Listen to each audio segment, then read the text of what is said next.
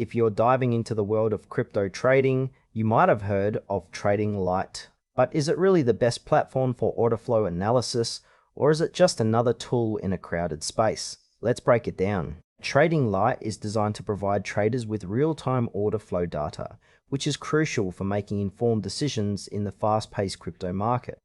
At its core, it offers features like depth chart analysis, heat maps, and market profiling. These tools help visualize where the liquidity lies and how it shifts over time, which can be a game changer when you're trying to predict price movements. The interface is relatively intuitive, making it accessible for both beginners and seasoned traders. However, while it looks sleek, some users might find the wealth of information overwhelming at first. It's not just about looking at numbers, it's about interpreting them correctly, and that can take time. One thing that stands out is the community aspect. There's a decent amount of educational content and user forums to help you get the most out of the platform. But I can't help but notice that some important details about pricing and subscription levels aren't as clear as they should be. Let's talk about the pros and cons.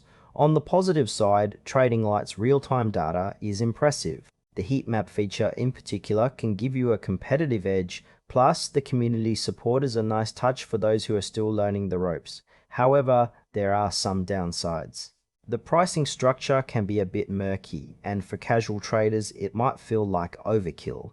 If you're just starting out, the sheer volume of data can be daunting and you may not need all the advanced features.